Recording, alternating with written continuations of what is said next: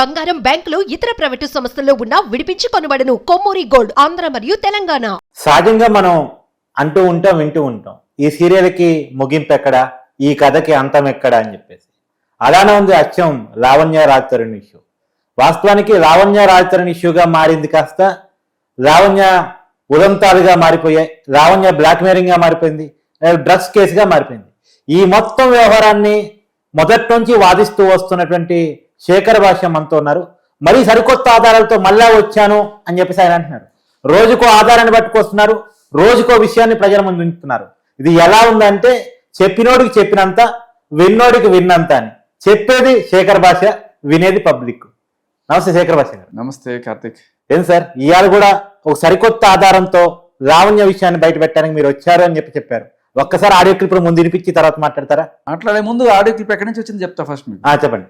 మస్తాన్ సాయిని పోలీసులు పట్టుకున్నారు, ఆయన ఫోన్ సీజ్ చేశారు, ఆయన ఫోన్ లో ఏవేవో బయటపడ్డాయి అని మనకి న్యూస్ లో వస్తున్నాయి కదా. అవును, ఏదో 800 న్యూడ్ వీడియోలు బయటపడ్డాయి అంట. దాంతో పాటు ఇవి కూడా బయటకు వచ్చాయి.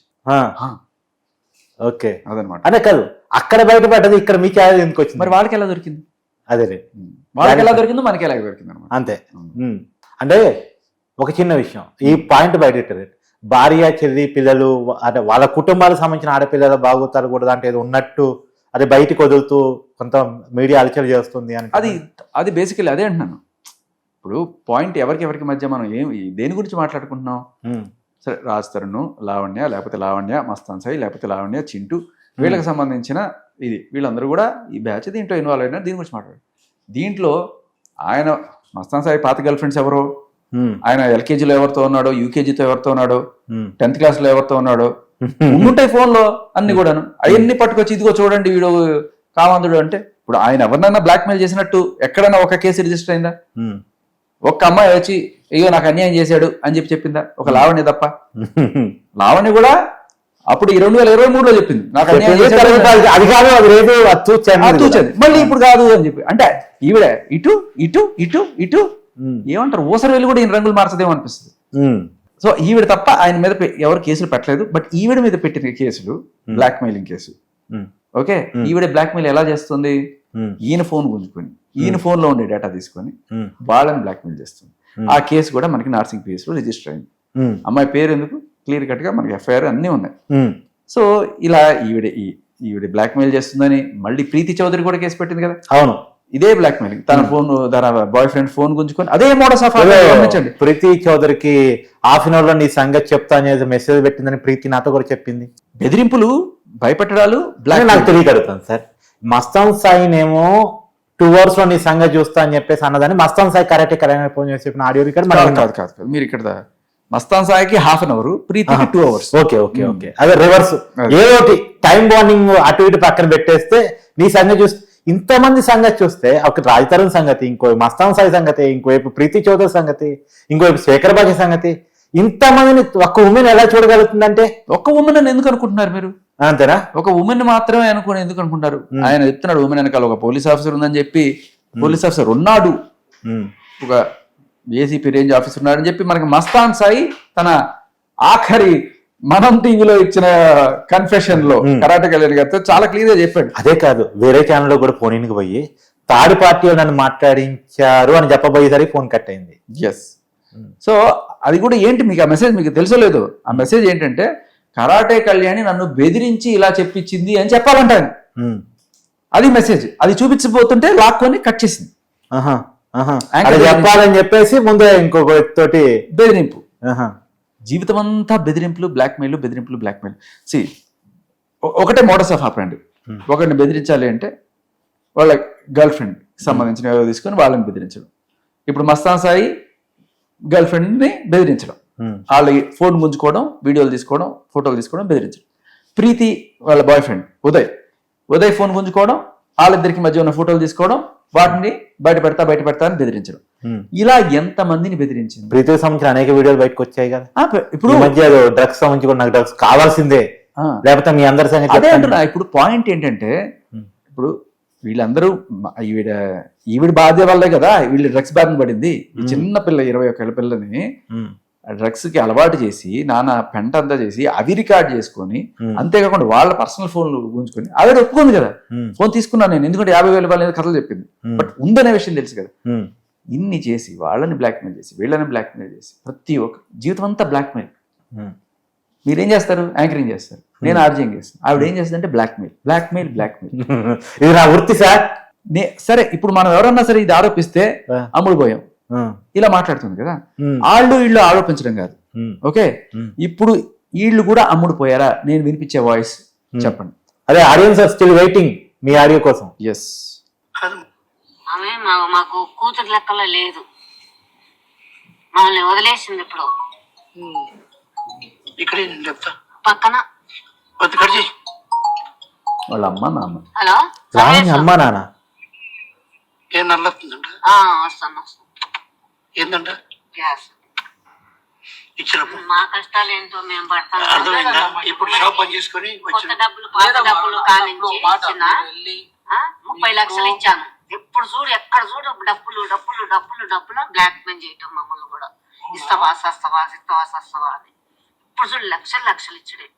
ఆఖరికి సార్ అమ్మని కూడా బ్లాక్ మెయిల్ చేసిన మహా మహిళ. Very shocking. ఒకటేనా? ఇంకొక మరి అదే రకంగా నోరు తెచ్చి ఉండండి, మళ్ళీ ఆ షాక్ మిస్ అవ్వకుండా. ఇంకోటి, ఒక అబ్బాయి చనిపోయాడు చెప్తున్నాను. తెలుసు కానీ మీకు ఎలా చనిపోయాడు అబ్బాయి? ఎందుకు? నన్ను పెళ్లి చేసుకోమని అన్నాడని మా దాకా ఏది రాలేదు. చనిపోయిన అబ్బాయి ఫోటో ఉందమ్మా? అదే మన ఊరు కూడా వచ్చాడు కదా, అతని పేరేదా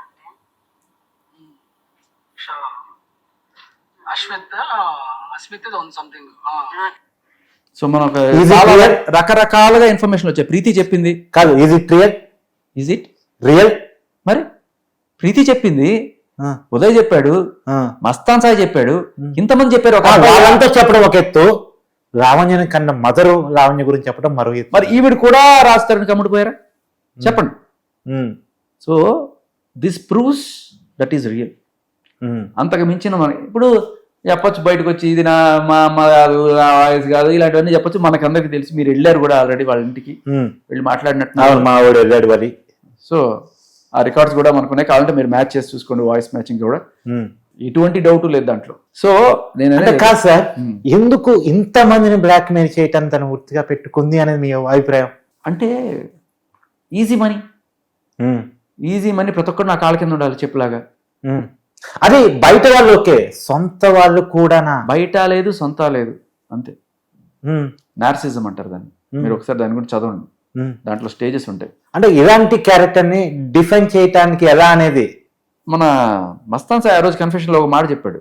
బేబీ రైండీర్ ఏదో ఒక సిరీస్ ఉంది నెట్ఫ్లిక్స్ లో, చూడండి, యాజ్ ఇట్ ఈస్ అదే క్యారెక్టర్ అని చెప్పి. బేసికల్లీ ఏంటంటే వీళ్ళు ఫస్ట్ లో మీతో మూవ్ అయ్యేప్పుడు చాలా పొలైట్ గా చాలా మంచిగా ఉండి అసలు వీళ్ళకన్నా మంచి వాళ్ళు లేరేమో అనిపించే రేంజ్ లో మూవ్ అవుతారు. మూవ్ అయిన తర్వాత మీ దగ్గర నుంచి మీరు చాలా నమ్మేసి వాళ్ళకి మీ డీటెయిల్స్ అన్ని చెప్పడం, అసలు లిటరల్ మీ ఫోన్ కూడా ఇచ్చేస్తారు వాళ్ళకి, కమాన్ తీసుకో అన్నట్టుగా. సో వాళ్ళు ఏం చేస్తారు, మెల్లగా మీకు తెలియకుండా ఒక్కొక్కటి దాంట్లో వచ్చి నోట్ చేసుకుని పెట్టుకుంటారు. సో ఒకసారి ఏదో ఒక పాయింట్ వస్తుంది, ఓకే, ఆ పాయింట్ దగ్గర నుంచి మీ జుట్టు పట్టుకుంటారు. కానీ ఈ కేసు స్టార్ట్ అయిన తర్వాత ఒకటి మాత్రం నాకు అర్థమైంది సార్, ఏదైనా మాట్లాడేటప్పుడు దగ్గరలో ఫోన్లు ఉన్నాయా, రికార్డ్ రానవి ఉన్నాయా, కెమెరాలు ఉన్నాయా చూసుకుని మాట్లాడాదేమో ప్రతి మాటని కూడా. సో ఇది మనం ఎట్లా అంటే you should mark this as before Raj Tarun Lavanya, after Raj Tarun Lavanya. సహజంగా ఏంటంటే ఒక 2 సంవత్సరాల క్రితం అనుకునే వాళ్ళు ఆ బిఫోర్ కరోనా ఆఫ్టర్ కరోనా అని, కానీ ఇప్పుడు before Raj Tarun Lavanya case, after Lavanya Raj Tarun ఒక్కడు కూడా చాలా జాగ్రత్తగా ఉండడమ్మా. మీ ఫోన్లు, మీకు ఎవరైనా ఫోన్ చేస్తే వాళ్ళతో మాట్లాడాలు ఎక్కడో ఒకటి రికార్డ్ చేస్తూనే ఉంటారు. రికార్డ్ చేయడం, తర్వాత కావాల్సి వచ్చినప్పుడు తీసి బయట పెట్టడం, అండ్ మీ పర్సనల్ డీటెయిల్స్ ఇవన్నీ. ఎందుకంటే ఇన్ని ఆడియో కాల్స్, ఇన్ని వీడియోలు, ఇన్నంటే ప్రతి సమాచారం ఎవరికి ఎవరి మీద నమ్మకాలు లేవు, ఎవరికి ఎవరి మీద బాండింగ్స్ లేవు. అంత ఇప్పుడు మీరు గమనిస్తే ఈ కాల్ రికార్డింగ్ ఎవరు చేసి ఉండొచ్చు, ఎవరు చేసినా కూడా అంటే స్కూలే ఫస్ట్ నేర్పిస్తుంది. ఓకే, ఇలా మనం ఒకళ్ళ జుట్టు పెట్టుకోవచ్చు, వాళ్ళ కాల్స్ రికార్డ్స్ పెట్టుకోవచ్చు, వాళ్ళ ఇవన్నీ పెట్టుకుని మనం వాళ్ళ జుట్టు పెట్టుకోవచ్చు అని చెప్పి నేర్పిస్తుంది. వాళ్ళు నేర్చుకున్న వాళ్ళు ఊరుకుంటారా? మనకి సేఫ్టీ ఉండాలి కదా, ఏదో ఒక రోజు ఇలాంటివి వస్తే మనం సెల్ఫ్ డిఫెండ్ చేసుకోవాలి కదా అని చెప్పి వాళ్ళు కూడా వాళ్ళ దీంట్లో రికార్డులు చేసుకుంటుంటారు. సో ఆ రకంగా మనకు బయటపడలేదు. ఇప్పుడు చెప్పండి, ఇప్పుడు చెప్పండి, ఈవిడ బ్లాక్ మెయిలర్ అనేది వాళ్ళ సొంత మదరే చెప్పిన మాట. ఆడెవడో పాపం అర్పిత్ అనేవాడు ఈవిడ పెళ్లి చేసుకోమని అడగడం వల్ల, లేకపోతే ఏదో వాడు పెళ్లి చేసుకోమని అడిగితే ఈవిడ చేసుకోకపోవడం వల్ల అతను ఊరేసుకొని చనిపోయాడు అర్పిత్ అని వాళ్ళ అమ్మ చెప్పిన మాట. ఏమైనా ఉన్నాయా? ఎందుకంటే మీరు రోజుకు కొత్త ఆధారంతో బయటకు పాయింట్ వస్తే ఏంటంటే కార్తీక్, నేను యాక్చువల్లీ ఇవన్నీ కూడా ప్రూవ్ చేయాల్సిన అవసరం లేకుండా, ఎందుకంటే ఆ మాటకు వచ్చారు కాబట్టి అడుగుతున్నాను. అంటే ఇందాక మాట కొనసాగింపు, అందరూ అమ్ముడు పోయారు, వాళ్ళ అమ్మ కూడా అమ్ముడు పోయింది అని అడిగారు కాబట్టి సరే మీరు బెయిలు ఇవన్నీ చెప్తారు కానీ ఓకే.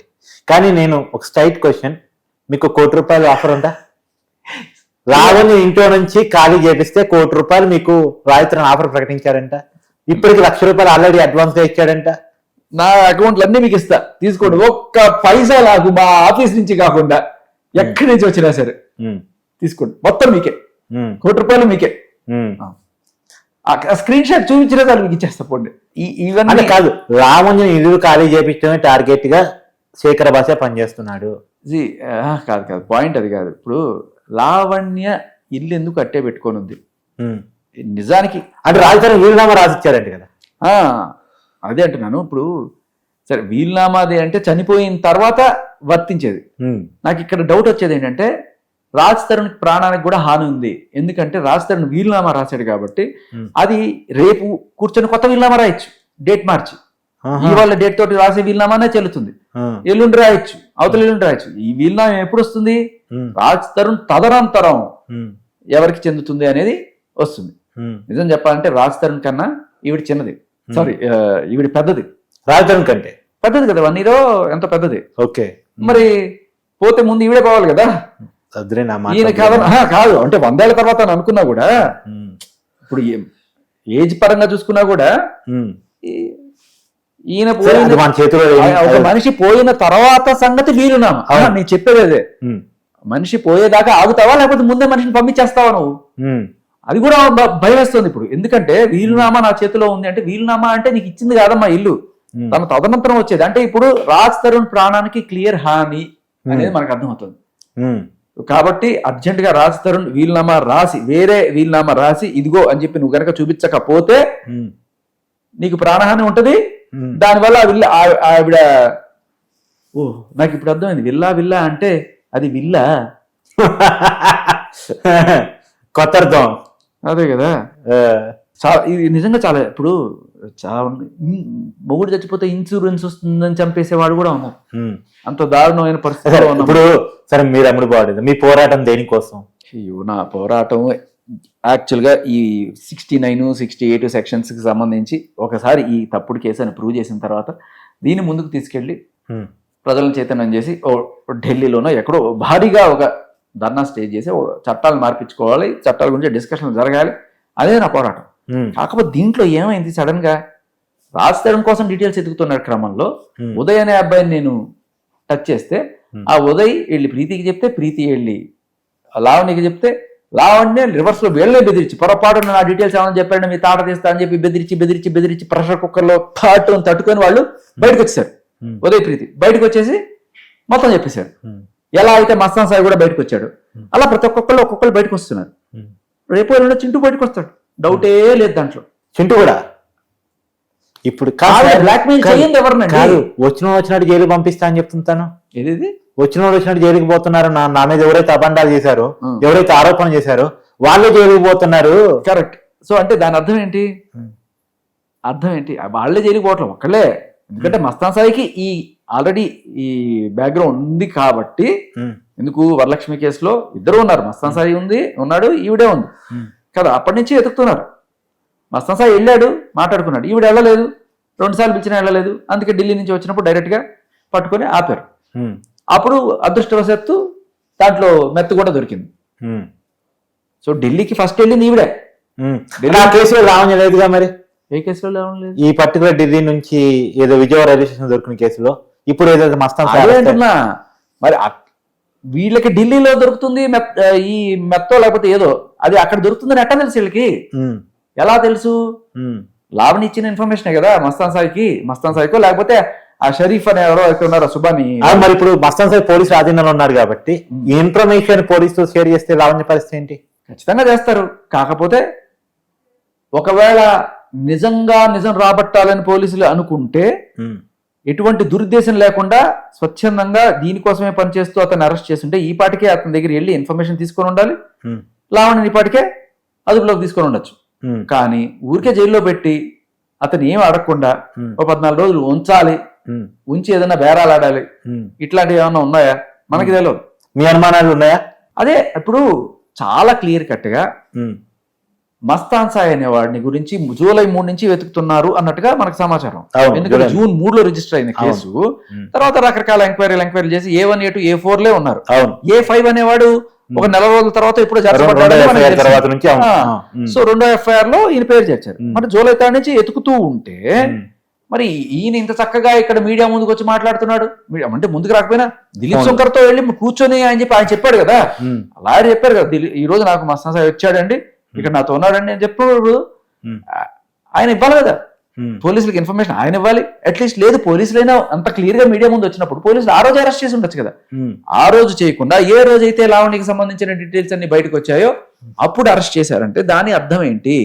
దాంట్లో ఆయన చాలా క్లియర్ గా ఒక మాట చెప్పాడు, ఈ చింటూ, ఒక ACP, లావణ్య వీళ్ళ ముగ్గురు కలిసి ఆ విల్లాన్ని కొట్టేద్దాం అనుకుంటున్నారు అని ఆయన ఒక ఇంటర్నల్ ఇన్ఫర్మేషన్ నాకు తెలుసు, అతను ఎవరో, నేను అన్ని బయట పెడతాను, నేను బయటకు వచ్చానంటే అని చెప్పి చాలా స్ట్రాంగ్ గా చెప్పాడు. గుర్తుంది అది వినిపించిన. సో అది విన్న తర్వాత ఖచ్చితంగా లావణ్య ఒక్కతే అని మీరు అనుకుంటున్నారు. లావణ్య ఒకతే కాదు, వెనకాల బ్యాక్గ్రౌండ్ లో ఓ పెద్ద చెయ్యి ఉంది. ఆ పెద్ద చెయ్యి, మరి ఆ పెద్ద చెయ్యిని మీరు ఎప్పుడు బయట పెట్టబోతున్నారు? నేను ఒకటి ఉమ్రిగాండి సార్, మీరు పెట్టండి సార్, బయట మీరు పెట్టండి సార్, ఇంతమంది మీడియా వాళ్ళు కనుక్కోండి సార్. సార్ ఇంకొకటి కూడా, ఇప్పుడు మస్తాన్ సాయి వాళ్ళ ఫాదర్ చెప్తున్నాడు, అసలు 800 వీడియోలు 900 వీడియోలు అనేది పక్కన పెట్టండి, మా ఊరు ఫోన్ స్వాధీనం చేసుకోలేదు, ఫోన్ స్వాధీనం చేసుకుంటే ఎక్నాలజ్మెంట్ ఇస్తారు. పోలీసులు ఒక చిన్న వస్తువుని స్వాధీనం చేసుకుని ఎక్నాలజ్మెంట్ ఇస్తారు, కానీ ఫోన్ స్వాధీనం చేసుకోలేదు. స్వాధీనం చేసుకొని ఫోన్ లో నుంచి వీడియోలు ఆడియోలు బయటకు రావటం ఏంటి? ఫోన్ స్వాధీనం చేసుకోకపోగా స్వాధీనం చేసుకున్నారు, దాంట్లో ఇవి దొరికాయి అని చెప్పి పెద్ద పెద్ద టీవీ ఛానల్స్ లో బ్రేకింగ్ వచ్చింది అంటే మరి ఆ పెద్ద టీవీ ఛానల్స్ ను కూడా ఇన్ఫ్లుయెన్స్ చేసి తప్పుడు వార్త ఎలా వేయించగలుగుతున్నారు అంటే దీంట్లో మస్తాన్ సాయి ఫోన్లు ఇవి దొరికాయి అని చెప్పి ఎవరో వాళ్ళకి పంపించుంటారు. ఎవరు పంపించుంటారు? మహా అయితే ఆ ఇన్ఫర్మేషన్ లావణ్య దగ్గర తప్ప ఇంకెవరి దగ్గర ఉండదు. ఎందుకంటే ఆయన ఫోన్ ఆల్రెడీ ఈవిడ చేసుకుందని చెప్పి మనకు ఆల్రెడీ మస్తాన్ సాయి చెప్పాడు. మరి ఆ డీటెయిల్స్ ఈవిడే పంపించి దాంట్లో దొరికిన వాటిలో ఇలా వచ్చాయి అలా వచ్చాయి అని చెప్పి వీళ్ళు పంపిస్తే మీడియా వాళ్ళు పూర్వపరాలు కూడా ఆలోచించకుండా దానివల్ల ఎవరికి ఉపయోగం? అమ్మాయిల జీవితాలు నాశనం చేయడం తప్ప ఇంకేమన్నా ఉందా దాంట్లో? వేరే అమ్మాయిలు ఎవరో ఫోటోలు ఉన్నాయంటే అవి పెట్టిస్తే ఏం ఆనందం వచ్చింది దాంట్లో? ఏం పైసా? ఇప్పుడు దాంట్లో గనక ఇదిగో ఢిల్లీలో పలానా వాడి అడ్రస్ ఉంది, దాంట్లో అక్కడ డ్రగ్స్ దొరుకుతున్నాయి, దానికి సంబంధించిన వీడియో, ఇలాంటివి పెట్టండి, ఆధారాలుగా మనం చూడొచ్చు. సరే ఆయన LKGలో ఎవరితో ఉన్నాడో, UKGలో ఎవరితో ఉన్నాడో, ఇంటర్లో ఎవరితో ఉన్నాడో 40 మంది ఉండుంటారేమో చిన్నప్పటి నుంచి ఆయనకి. అవన్నీ బయట పెట్టి వాళ్ళు ఇప్పుడు ఎప్పుడో ఎక్కడెక్కడో పెళ్లిళ్ళు చేసుకొని సెటిల్ అయిపోతే వాళ్ళ జీవితాలు నాశనం చేయడం తప్ప నువ్వు చేసిన పని ఏంటి? నువ్వంటే లావణ్యనే కాదు మీడియా. ఇప్పుడు ఒక కొంచెం ఇంగితంతో ఆలోచిస్తే ఏ పోలీస్ అయినా సరే ఇంత సెన్సిటివ్ డీటెయిల్స్ ఏ మీడియాకి ఇస్తాడు? ఇవ్వడు కదా. సీజ్ చేసిన డీటెయిల్స్ అదిగో దీంట్లో ఏమని చెప్పి ఇస్తారా పోలీసులు? ఎవరన్నా ఇవ్వరు. ఇది ఈవిడిచ్చిందే వీళ్ళు ప్రొజెక్ట్ చేసి ఇలా చెప్పుకుంటున్నారు అంతే. సార్ ఇంకొక డౌట్, సహజంగా ఎవరైనా బ్లాక్ మెయిల్ చేశారు అంటే ఆ బ్లాక్ మెయిల్ యొక్క ఉద్దేశం ఏంటంటే ఆ బ్లాక్ మెయిల్ డబ్బులు ఇంకోటో వసూలు చేసి సొంత కుటుంబానికి సొంత అవసరాలకు వాడుకుందాం అన్నట్టు.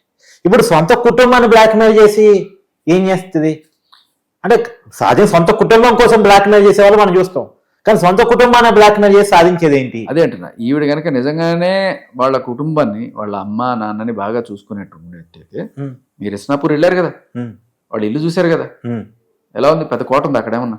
లేదు పాపం, బడ్డీ కొట్టు ఆయన ఏదో బతుకు తెరువు కోసం నడుపుకుంటున్నాడు. మరి ఈవిడేమో ఇక్కడ కోకాపేట విల్లాలో ఉంటుంది, ఎవరెవరితో మస్తాన్ సాయి, చింటూ వీళ్ళతో అంతా ఉంటుంది. మరి ఈవిడ అంతంత సంపాదించేస్తే వాళ్ళకి ఏదైనా ఇవ్వచ్చు కదా.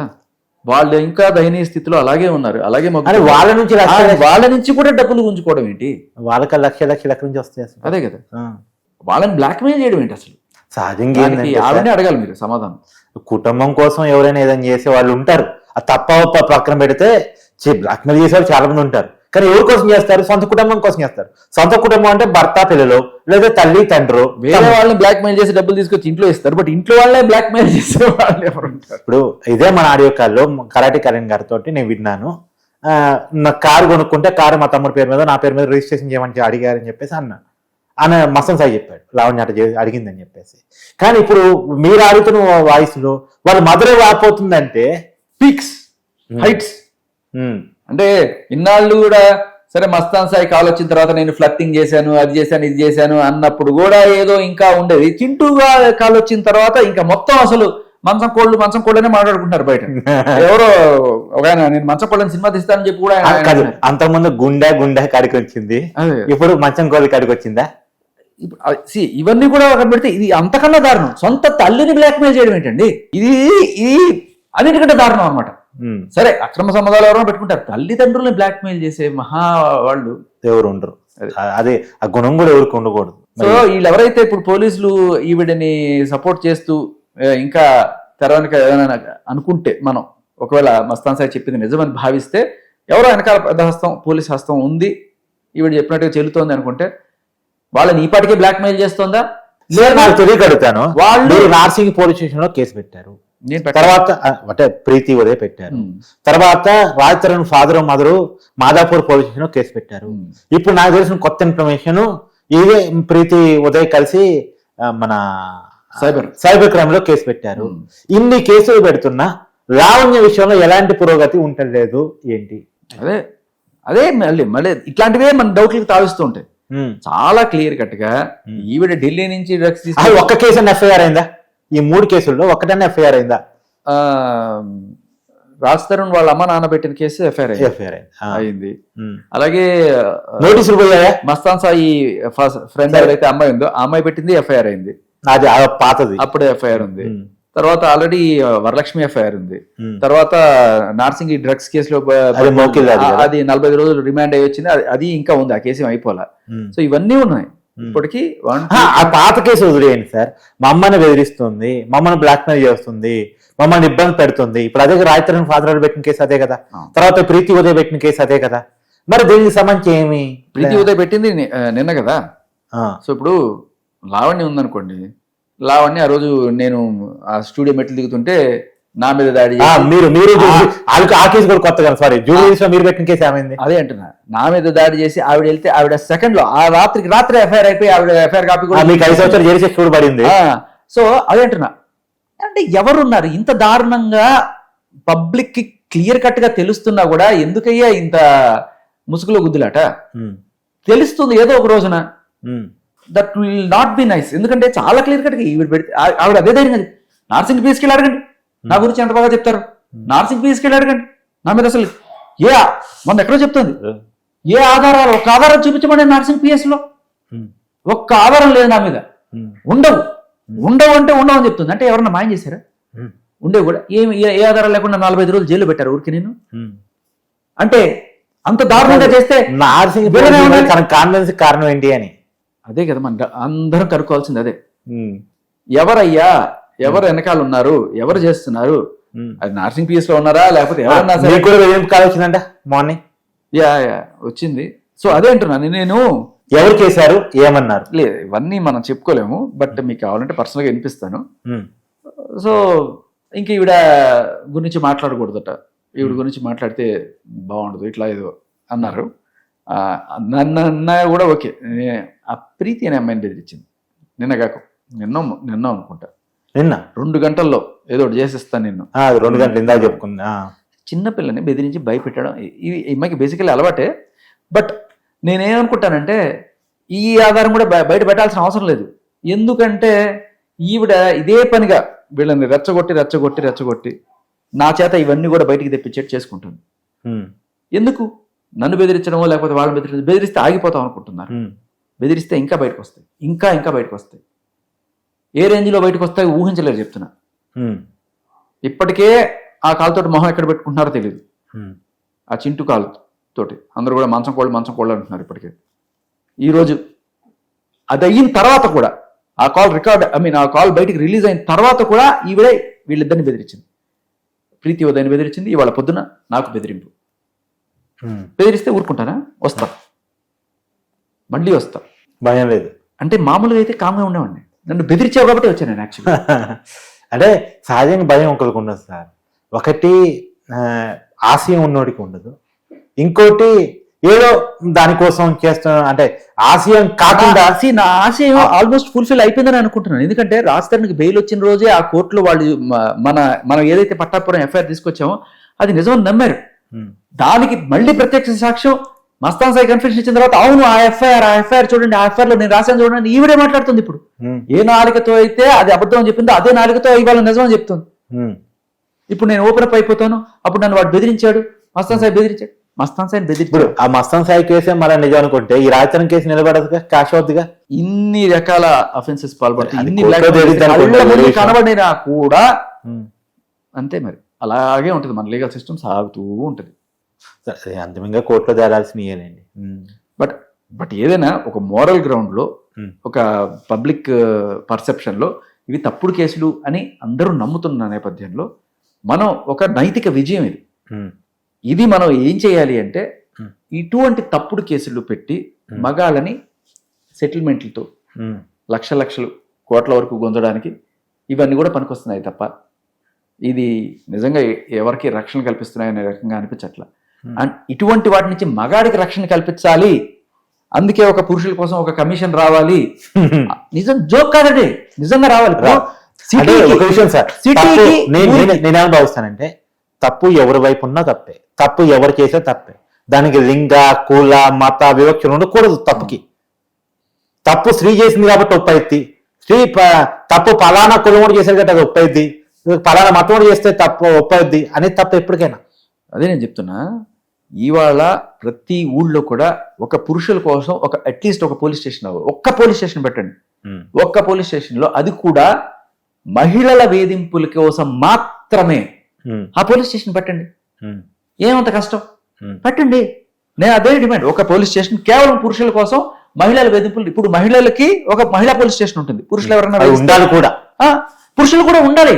ఎందుకు ఉండకూడదు? ఇప్పుడు కళ్ళ ముందు కనబడుతుంది కదా, ఒక రాజ్తరును అలాగే మస్తాన్ సాయి మీద పెట్టిన కేసు ఒకసారేమో అబద్ధం అంటది, ఇవాళ నిజం అంటది. వాళ్ళ ఇష్టం వచ్చినట్టు ఆడదాని కదా నేను ఏ కేసులని పెట్టుకుంటాను చెప్పి పెట్టుకుంటూ పోతే క్రెడిబిలిటీ లేని కేసులని ప్రశ్నించద్దా? మగాడికి ఎక్కడుంది సెక్యూరిటీ? పోలీస్ స్టేషన్ పోతే ఏ రోజు ఎఫ్ఐఆర్ అవ్వదు, ఏమీ అవ్వదు.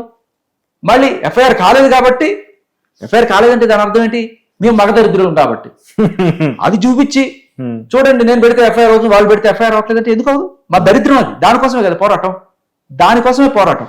ఎనివే ఆశయం కోసమే పోరాటం చేస్తున్నా అని చెప్పేసి శేఖర్ బాబు. ఇది ఒకటే కాదు, ఇదొక్కటి పోలీస్ స్టేషన్ ఒక్కటే కాదు రావాల్సింది. ఒక పోలీస్ స్టేషన్ తో పాటు ఈ చట్టాల్లో మార్పు రావాలి. ఈ సెక్షన్ 69, 68 వీటి మీద కూడా నా పోరాటం ఉండబోతుంది. ఖచ్చితంగా ఫ్యూచర్ లో మీరు అదే చూస్తారు.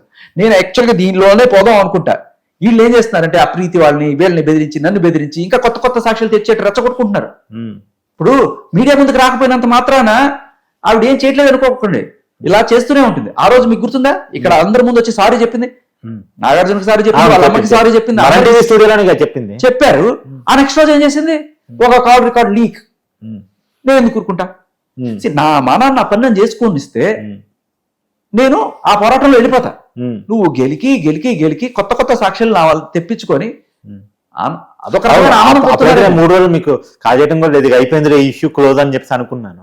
ఇప్పుడు ఆ చింటూ కాలుతోటి ఇంకా మొత్తం ఇంకా ఎవరన్నా సరే ఇంకా సపోర్ట్ చేద్దాం అనుకుంటే వాళ్ళ కాళ్ళకి నేను దండం పెట్టి ఒరే నువ్వు మహాత్ముడు అనుకోవాల్సింది తప్ప, అంత జరిగిన తర్వాత కూడా ఇంకెవరు సపోర్ట్ చేస్తారనుకోలేదు. అయినా కూడా ఆవిడ బెదిరించడంతో ఆఖరికి ఎవరు చెప్తే ఇంకా కూడా వాళ్ళ అమ్మ కూడా వచ్చి చెప్తుంది ఈవిడ బ్లాక్ మెయిలర్ అని చెప్తుంటే ఇంకేం చెప్పాలి? అది ఎప్పుడు ఆడియో? థింక్ ఒక 1.5 year పైన. ఓకే. మస్తాన్ సాయి కేసు అయిన టైంలో అనుకుంటా మోస్ట్లీ. అంటే అప్పటికి ఆల్రెడీ ఒక అబ్బాయి చచ్చిపోయాడు. అది చూడాలి. ఈ కేసు చూశారు కదా మీరే. అసలు అన్నిటికంటే ఒక్క పాయింట్ అయితే నేను మూలంగా చెప్పాలి. కళ్ళ ముందు ఒక అన్యాయం జరుగుతుంది. ఈ అమ్మాయే ఆఖరికి వరలక్ష్మి వాళ్ళకి కూడా డ్రగ్స్ అలవాటు చేసిందని చెప్పి మస్తాన్ సాయి చెప్పాడు. ఓకే, మస్తాన్ సాయిని లోపలేసి విచారిస్తున్నారు, విచారించట్ల రిమాండ్ లో పెట్టారు. మరి పోలీసులు విచారించి ఇవన్నీ డీటెయిల్స్ తీసుకోవాలి. పోలీస్ కస్టడీకి అడిగినట్లేరు, అడిగితే ఇవ్వలేదా? కొంత కేసులో మీకు ఏమైనా క్లారిటీ ఉందా? ఏంటి పోలీస్ కస్టడీ అడిగారా? అడిగిన కోర్టు ఇంకా ఇవ్వలేదు వాళ్ళకి పర్మిషన్? ఏమో మరి తెలియదు. రిమాండ్ అయితే పెట్టారు, రిమాండ్ పెట్టారు. రిమాండ్ లో మరి అడగాల అడగకూడదు అవన్నీ మన లీగల్ మనం మాట్లాడుకోవాలి, లాయర్ గారిని పిలిచి మాట్లాడండి మీరు అవి. బట్ పోలీసులో ఇన్ఫర్మేషన్ తీసుకోవాలి చాలా క్లియర్ కట్ గా. ఆయన లోపల ఉన్నా కూడా ఇవంతా కూడా పబ్లిక్ డొమైన్ లో ఉన్నాయి కదా. ఉమ్, ఆ పని ఆయన వచ్చి చెప్పాడు. ఉమ్, ఇంతమంది క్లియర్ కట్ గా ఆవిడ డ్రగ్స్ భాగవతాన్ని బయట పెట్టినా కూడా, మస్తాన్ సాయి చెప్పినా కూడా వాళ్ళు ఎందుకు ఆవిడని అదుపులోకి తీసుకొని విచారించట్లేదు? అదే ఇప్పుడు పోలీస్ కస్టడీ జరిగితే మొన్న ఉదయం వచ్చి చెప్పాడు కదా, ఆ, శ్రీలంక టిక్కెట్లతో సహా చూపించాడు. శ్రీలంకకి వెళ్ళి డ్రగ్స్ చేయడానికి ట్రై చేస్తే వాళ్ళు పోలీసులు పట్టిస్తామంటే ఇది చేశారని చెప్పి, ఎక్కడికి పోయినా, ఢిల్లీకి పోయినా, ఎక్కడ పోయినా ఆవిడ టక్మని ఎవరు పెడలర్స్ ఉన్నారు కనుక్కొని వాళ్ళ దగ్గర నుంచి తెచ్చుకుంటుంది. అలాగే ఢిల్లీలో పట్టుకుంది అడ్రస్. ఉమ్, ఆ అడ్రస్ తీసుకొచ్చి మస్తాన్ సాయికి ఇచ్చింది. మస్తాన్ సాయి సుబాని వాళ్ళకి ఎవరికి ఇచ్చినట్టున్నాడు. ఉమ్, మరి ఇప్పుడు మస్తాన్ సాయి సుబాని వాడిని పట్టుకున్నప్పుడు, మస్తాన్ సాయిని పట్టుకున్నప్పుడు మస్తాన్ సాయి నుంచి ఈవెన్ కూడా పట్టుకోవాలి కదా. ఉమ్, జరగట్లా. ఎందుకని ఇది అందరూ ప్రశ్నించాలి. ఉమ్, డిపార్ట్మెంట్ మీద డౌట్ వచ్చే రకంగా ఇలా ఉండకూడదు. ఉమ్, అదే నేను అనేది. కళ్ళ ముందు కనబడుతున్న రోజులు దిలీప్ శంకర్తో ఉన్న రోజులు వదిలేసావు. ఈవిడ గురించి మాట్లాడంగానే లోపలేసావు. అసలు దొంగ బయటే ఉంటే మీకు ఆ కథ తెలుసా? చిన్న కథ చెప్తా. చెప్పండి.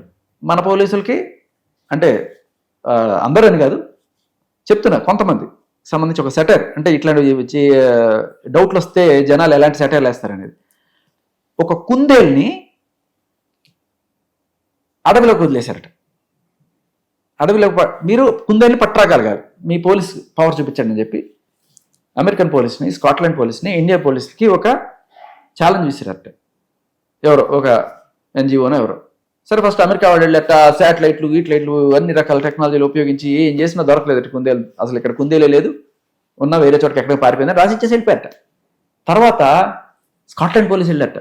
వాళ్ళు కుక్కల్ని వాసన చూపించి సెన్సర్స్ పెట్టి ఇవి చేసి అవి చేసి మొత్తం ఎంత చేసినా ఆఖరిగా అడవులో కొంతవరకు కాల్ చేసి కూడా చేసినా కూడా వాళ్ళు దొరకలేదు కుందేలు. వాళ్ళు కూడా లేదండి, ఏదన్నా జంతువు ఆకలిసి తినేసి ఉంటుంది, కుందేలు లేదు ఇక్కడ రాసట. తర్వాత మనోళ్ళని పంపించారట. మనోళ్ళు అంటే ఊరికి జస్ట్ సెటర్కి తప్పుగా తీసుకోకండి. వాళ్ళు వెళ్ళట 5 నిమిషాల్లో పట్టుకొచ్చారట ఎలుగుబంటిని. కొడుతున్నారు దాన్ని, చెప్పండి నేనే కుందేలు అంటుంది. అర్థమైంది? సో అది నేను చెప్పేది ఏంటంటే, అసలు దొంగ బయట వదిలేసి వాళ్ళనేస్తే వస్తుంది. బిగ్ బాస్ బయట హ్యాపీగా తిరుగుతుంటే అక్కడ పట్టుకొని విచారిస్తే కదా మీకు తెలిసేది. చూద్దాం శేఖర్ భాష గారు, ఈ కథ ఎక్కడ సమాప్తం దొరికిద్దో, ఎక్కడ మీరు కోరుకున్న కోరికలు మీ ఆశయాల వరకు వెళ్తాయో చూద్దాం. మీ పర్సనల్ ఇంటర్వ్యూస్ మరియు వ్యాపార ప్రకటనల కొరకు ఈ నెంబర్ని సంప్రదించండి.